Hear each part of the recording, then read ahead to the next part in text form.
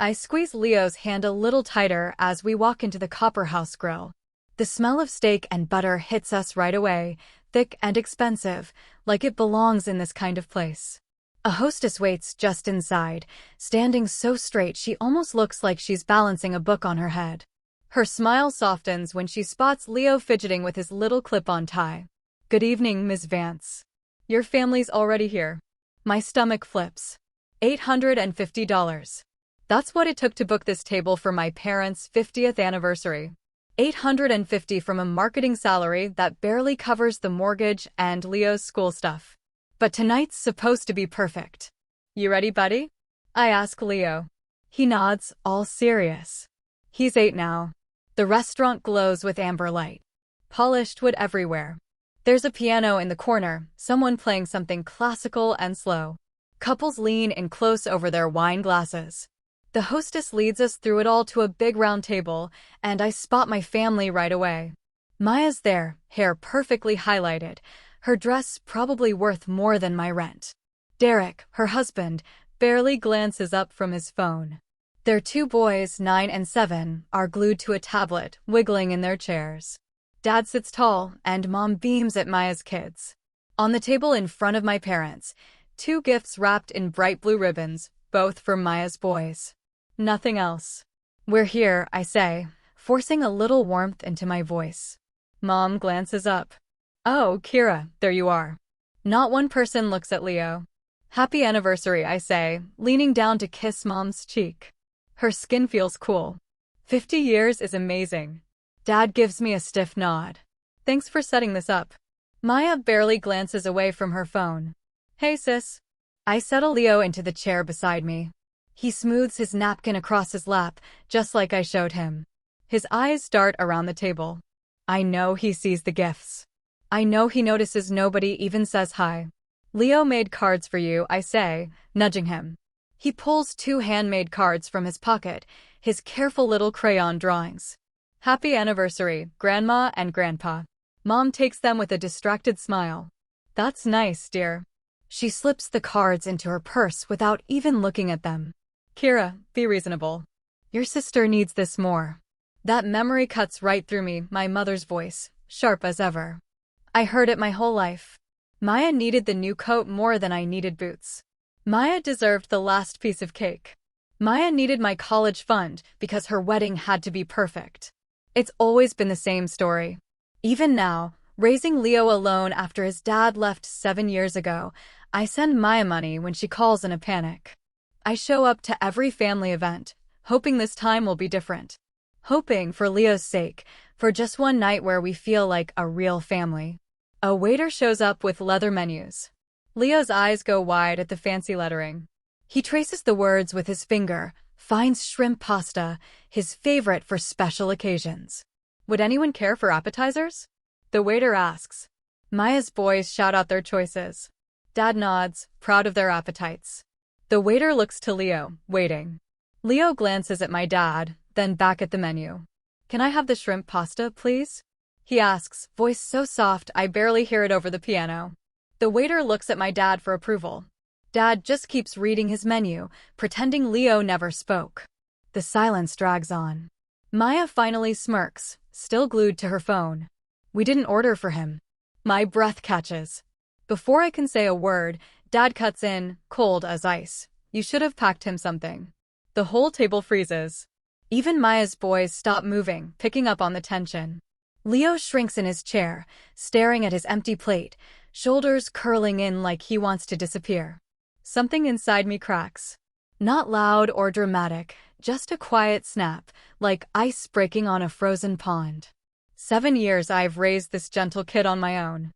7 years of bringing him to family dinners where he's invisible. 7 years telling myself it'll get better if I just keep trying. My face doesn't move. Not a flicker. I realize, in that moment, my family has deliberately left my son out. At a dinner I paid for. At a table I reserved. The waiter stands next to us, looking lost. I think about leaving, but no. I keep my voice flat and steady. "That's not happening." I stand up, taller somehow. "Please cancel any orders for this table," I say, looking right at the waiter. Kira, my mom's voice shakes, a little desperate now. Put it all on my father's bill, I say, not breaking eye contact. It's his party, after all. I reach for Leo's hand. He glances up, surprise flickering across his face. He's not used to seeing me do this. Not for him, not against them. This is the first time I've actually chosen him over keeping the peace. Frank's face goes red. Hang on just a minute, no, I cut him off. I'm done. Maya just sits there, mouth open. I help Leo from his chair. We walk away, past all the people who pretend not to stare, past the fancy tables and the place I hoped my son might finally feel like he belonged. He squeezes my hand at the door. Are you mad at me, Mom? No, never at you, I tell him. Just at myself, for how long I waited to do what I should have done all along. That night, my phone won't stop buzzing. 13 times and counting. I don't look. I know who it is. The kitchen's dark except for the glow from my phone. Bank statements sprawl across the table, piling up like old leaves. Each new buzz brings another accusation. Frank, you humiliated us in front of everyone. After all we've done. Elaine, how could you embarrass your father? On his night? Maya, so dramatic. It was just dinner. You're overreacting.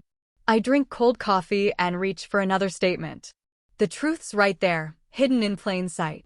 My finger traces the numbers $1, $200 to Maya every month, like clockwork, for 10 months.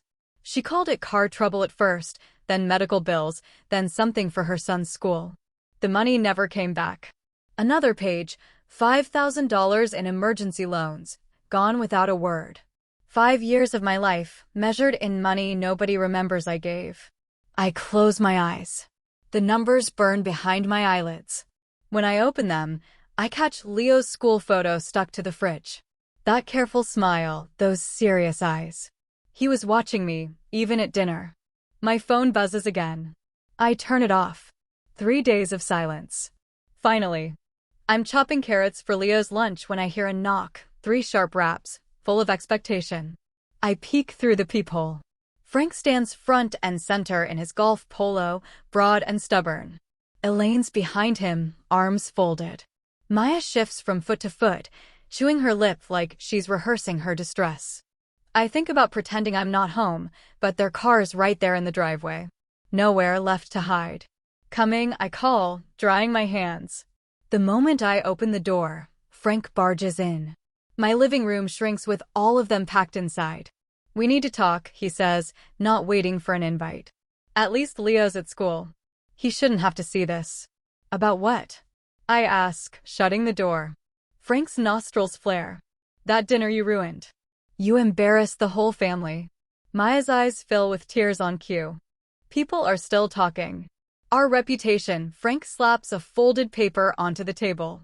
It's an invoice, $1,700. Twice what I put down. You owe us.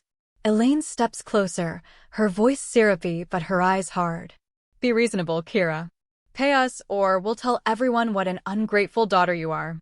The threat just hangs there. I feel that old urge, the one that wants to just pay them off, trade a check for a little peace.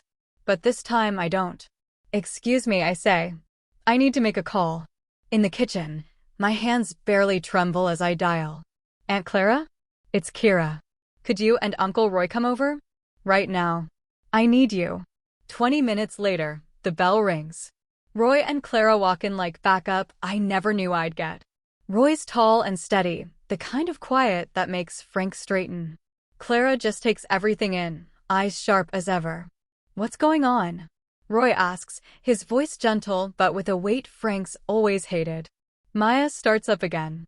Kira left us at Dad's party, and now she won't take responsibility.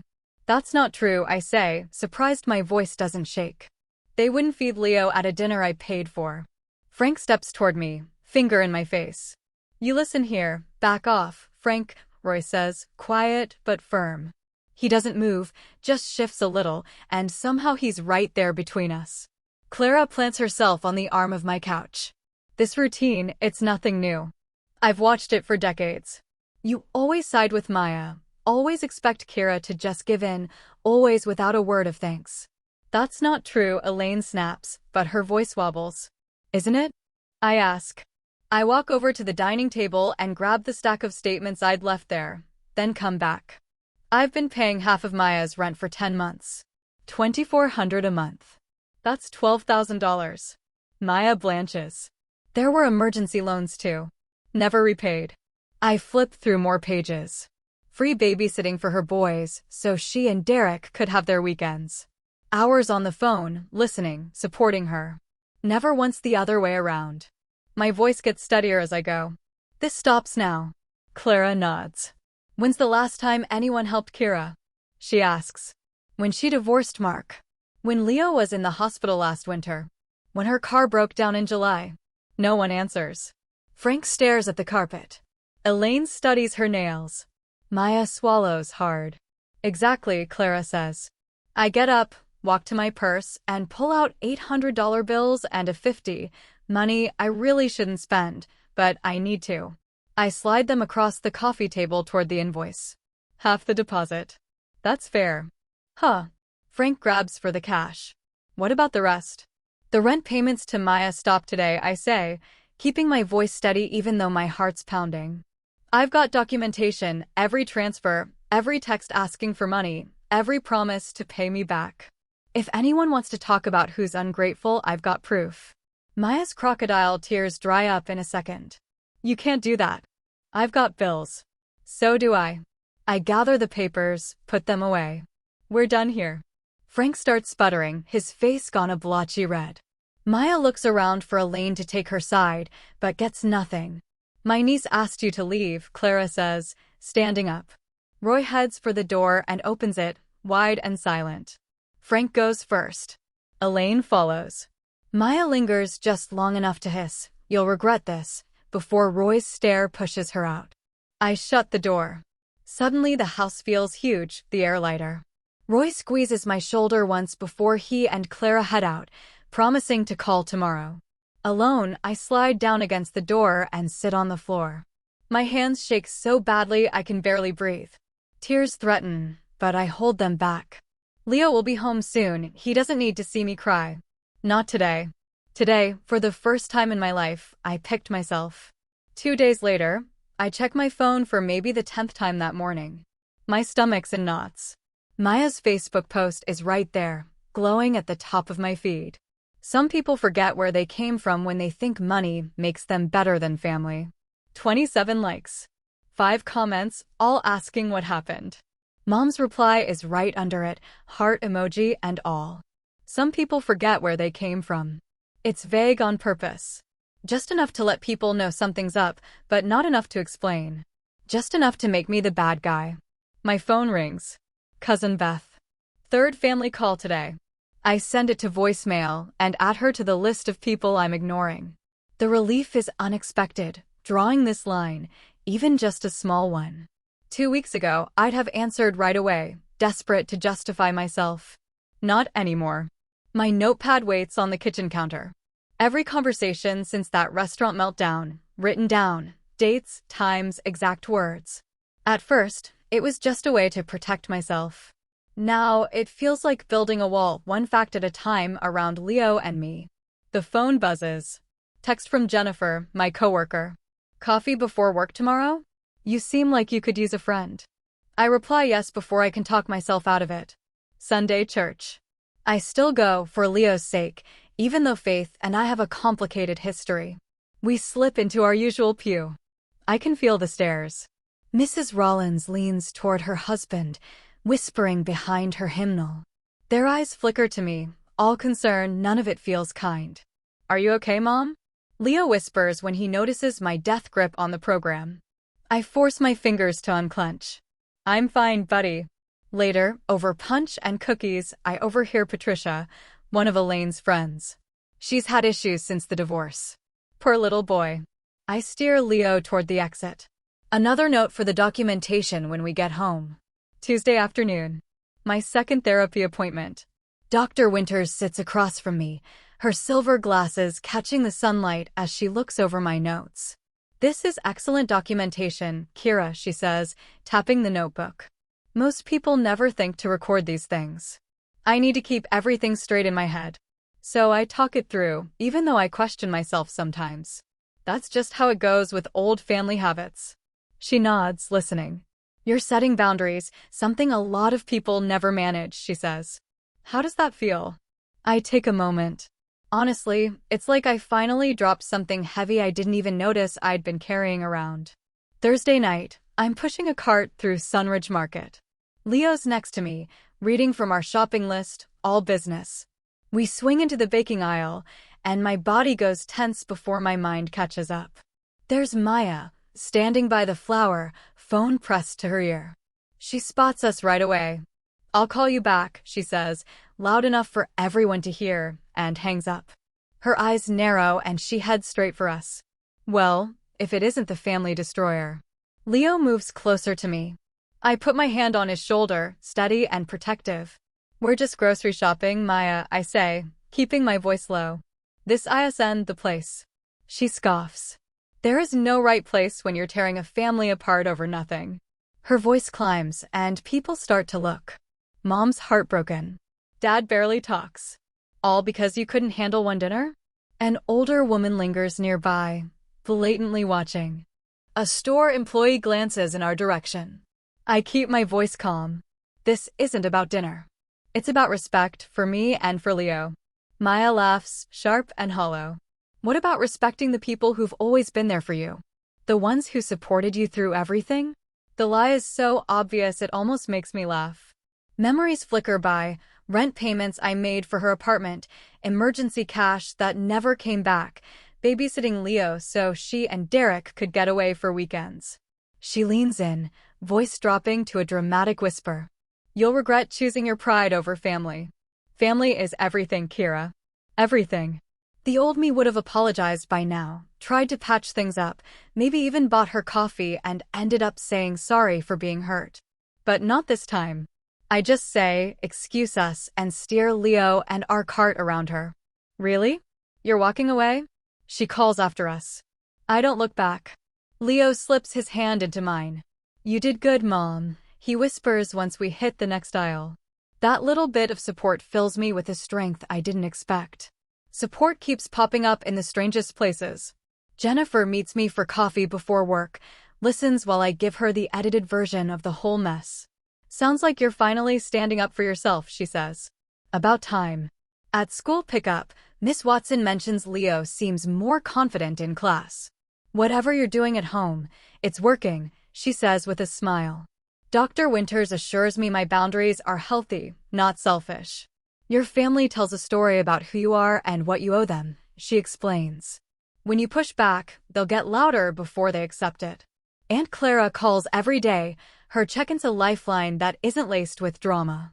Your mother pulled the same stunt when I wouldn't loan Frank money for that hardware store flop, she reminds me. 2 months of silence, then she acted like nothing happened. But the real surprise? The single-parent support group Dr. Winters suggested. In a room full of strangers who somehow get it, I talk about patterns I've never put into words before. Their nodding and understanding feels like permission to keep healing. A week later, on a Wednesday, my phone buzzes during a client meeting, Leo's school number.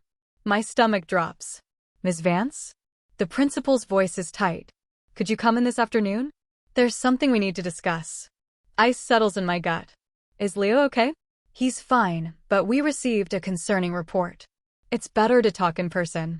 3 hours later, I'm sitting across from Principal Delaney, and there's a woman from Child Protective Services beside him. My hands shake as I fold them in my lap. Someone filed an anonymous report claiming neglect, the CPS worker explains, her voice professional but not cold. We have to investigate every report. The fear that hit me at first hardens into something sharper. What kind of neglect? I ask. Inadequate food. Unsupervised after school. Possible emotional neglect. The list is so ridiculous I'd laugh if it weren't so serious. My mind races, fridge full of food, after-school program records, Leo's good grades. When would you like to do the home visit? I ask, my voice steadier than I feel. The CPS worker looks a little surprised at how direct I am. Tomorrow morning, if that works for you. Perfect. That night, I don't cry or panic. I clean our already spotless place, organize Leo's schoolwork into neat folders, and print his medical records. I'm ready. I pack Leo's lunch for tomorrow, making sure everything's just right. After that, I call Aunt Clara. The minute I explain, she doesn't hesitate. Maya, she says. Has to be. At 9 the next morning, the CPS worker knocks right on time. She walks through our small but tidy house, checks the fridge and pantry, flips through Leo's school records, and looks around his spotless room, books, toys, the whole setup. She finishes scribbling in her notes. Miss Vance, she says, I'll be closing this case right away. This looks retaliatory. I just blurted out, what does that mean? Even though I already know. It means someone probably made this report to get back at you, not because they're worried about your son. She glances up from her clipboard. We see this a lot in family fights. I'm sorry you had to go through it. When she leaves, I call Jennifer to move our lunch. Then I dial the attorney that someone from my support group recommended. I need to document harassment, I tell her. And I need to know my options. 2 days later, I'm sitting in Attorney Lawrence's office, paperwork spread everywhere. Every Venmo payment to Maya. Rent receipts. Pleading texts. $12,000 in 10 months, she says, scanning the numbers. And on top of that, childcare hours, about $5,000 worth. She looks at me over her glasses. You've been thorough. That's good. I'm learning, I say. And you've kept records of every conversation? I nod toward my notebook. Dates, times, exact words whenever I can. She nods. Excellent. I can send cease and desist letters for harassment and the false CPS claim. She taps her pen, then looks up. You realize this will cut ties with your family? That question should scare me. It doesn't. Not anymore. A few weeks ago, I'd be shaking. Now, I'm just clear-headed. This isn't family drama anymore, I tell her. It's war. Later, I watch the FedEx guy walk away, leaves crunching under his shoes. In my hands, 3 cease and desist letters, all addressed Frank, Elaine, Maya Vance. Sarah, my attorney, said these letters were necessary after the CPS stunt. You're doing the right thing, she told me, sliding the stack of papers across her desk. False reports are a big deal. You need a record. The envelopes hold everything, bank statements showing years of support, desperate texts, a statement from the CPS worker saying the visit looked retaliatory. Sarah's warning about legal consequences is right at the top. My terms are simple. The financial drain stops now. I drop the letters in the mail slot and let out a breath. For the first time in years, I'm not chasing their approval. I'm just protecting what's mine. That night, while I'm helping Leo with homework, my phone buzzes. Unknown number. Kira? It's Derek. Maya's husband. I almost hang up. Please don't. I'm not calling to fight. Then why? My voice sounds flat, not angry, not friendly. Maya pushed for the CPS call, he says. Quiet. I tried to stop her, but... He trails off. Look, check your Venmo in 5 minutes. I'm paying back everything, rent, all of it. Why no? Because this is out of control. We owe you $4,800, right? I can't do this anymore. She's on her own. 5 minutes later, Venmo pings. $4,800 with a short message. I'm sorry. Then a text. They're planning something else. Be careful. I don't answer right away. This feels dangerous, like stepping into quicksand. Too risky to accept, but I can't ignore it either. I screenshot the transaction and send it to Sarah. Documentation. Always documentation. Saturday shows up warm, more summer than October. Leo's off at a friend's birthday party, so for once, the house is quiet. I decide to tackle the garage, a job I've dodged since the divorce. It feels good to work, to sweat. 3 hours in, I find a shoebox hidden behind old textbooks. The sight of it jolts me. It came from my childhood room, packed in a rush after the divorce. I'd forgotten it was there. I carry it to the kitchen, hands shaking a little as I open it. The smell of old paper hits me. Inside, school report cards with notes about me being quiet and helpful. A blue ribbon from 5th grade science fair. Photos of a serious girl, me, standing apart from my smiling little sister. At the very bottom, there's this yellowed envelope. My mom's handwriting on the front, neat, almost fussy, addressed to my dad. The date jumps out, August 1st, 1983. Just a week after I was born. My heart stumbles a beat. I slide my finger under the flap and, after all these years, the seal just gives way. Inside, her letter sits on that old pale blue stationery. The paper's worn and papery thin, creased from decades of being folded up. Frank. I wasn't ready for another baby. Not so soon after Maya. I try, but I can't seem to bond with this one like I did with our first. When I look at Kira, I don't feel that same rush of love. Sometimes I wonder if there's something wrong with me or with her. She's so quiet, so watchful. Nothing like our Maya. What if this never changes? What if I never love her the same way? Elaine. At the bottom, my dad's reply in his big, blocky handwriting. She'll grow out of it. Just favor Maya until then. Less pressure on you that way. The paper slips from my hands and lands quietly on the kitchen counter. Suddenly, 39 years of feeling like a stranger in my own family snap into focus. It wasn't in my head. It wasn't my fault. Nothing I did or said could have fixed it. The way they treated me was intentional. Built in from the start. I stare at this piece of proof, my mother's confession, something she never meant for me to find. The usual ache in my chest shifts, becomes something unfamiliar. Not pain, not anger. Just a deep, unshakable certainty. I grab my phone, snap a photo of the letter, and send it to my parents and Maya. I don't add a subject. No message either. Just the picture. Then I block them all. The next afternoon, Aunt Clara calls. Leo's out back, building something with fallen branches. Clara sounds both stunned and kind of triumphant. I ran into your mother at Safeway, she says, not bothering with small talk. Elaine looked like she'd seen a ghost. White as a sheet. She kept mumbling that you'd destroyed the family. I watched Leo through the window, piecing together his fort. I didn't destroy anything, Clara. I just showed everyone the truth. Well, that letter's certainly stirred things up, Clara says.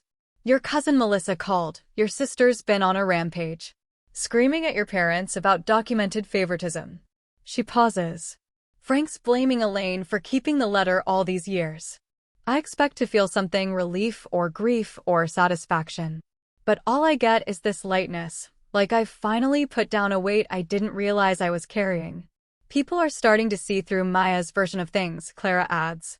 That perfect family story is cracking wide open. After Clara hangs up, I step outside to join Leo. He's built an actual structure, little doorway, even a lookout tower. "Want to see inside, Mom?" He grins, cheeks flushed. I nod, and he leads me over, pointing out every detail. Then he stops, studies me with this seriousness only kids have. "You look different," he says. "Different how?" I ask. He squints at me, thinking hard. "You don't look worried anymore." I crouch down so we're eye to eye. "I'm not worried anymore," I tell him, and I realize it's true.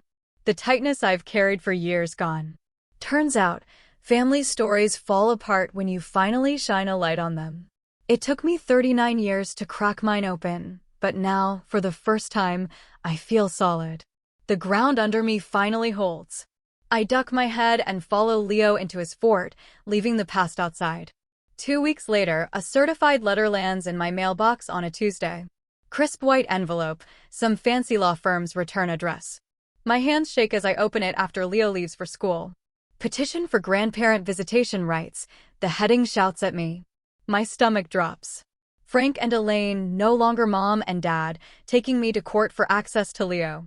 Suddenly, after years of barely noticing him, they claim I'm cutting them off from their precious grandson.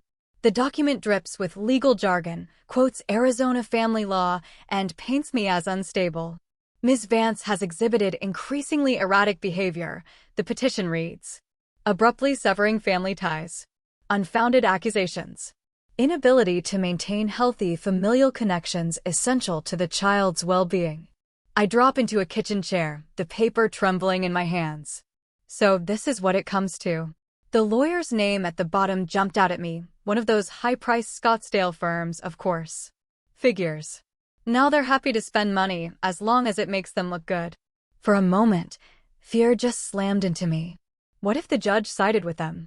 What if Leo ended up stuck in supervised visits with people who'd lied about me, people who'd shut him out? The idea of Leo being forced to spend time with them while I waited out in the hallway made my whole chest tighten. And then the money, God, the attorney fees, all the court costs. How much of Leo's college fund would this eat up? How much of our stability?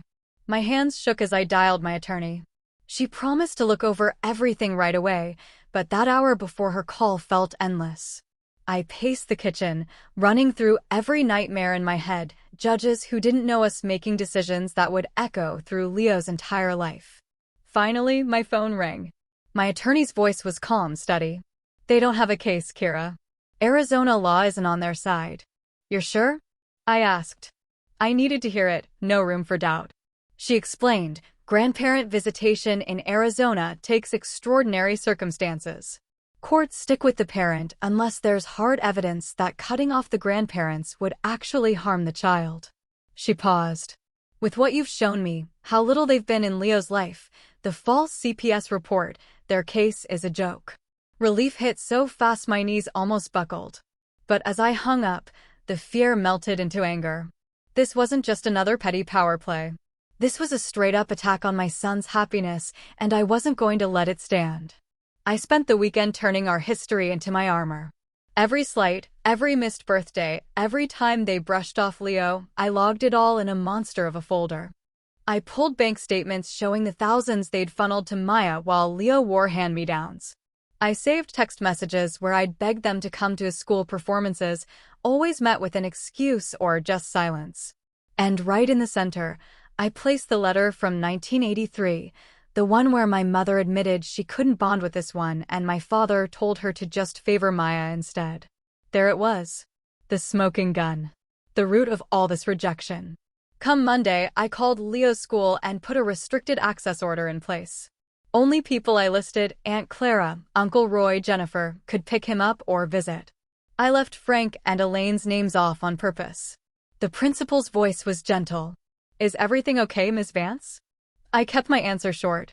Just being careful. It's a family thing. That afternoon, I met my estate attorney. Updated the will.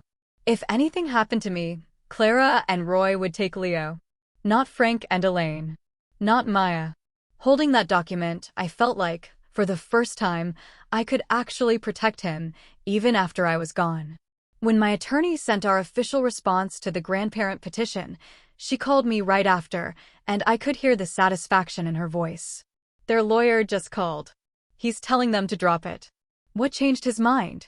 I asked. Your documentation. Especially that 1983 letter. He said he can't go forward with a case that would blow up this badly for his clients if it ever became public. That was it. I'd won. Not just this fight, but the war. All those years of being the family doormat had trained me for this. Meticulous record-keeping, desperate to understand where I'd gone wrong, now turned into my defense. The next morning, I mailed the same letter to Frank, Elaine, and Maya. 1 page. 5 sentences. I told them I'd documented every bit of neglect, manipulation, and cruelty toward Leo and me. My attorneys and friends had copies, with instructions to go public if they ever harassed us again. If they so much as contacted us, I'd call the police and release everything. Not a negotiation. Not a phase. Permanent.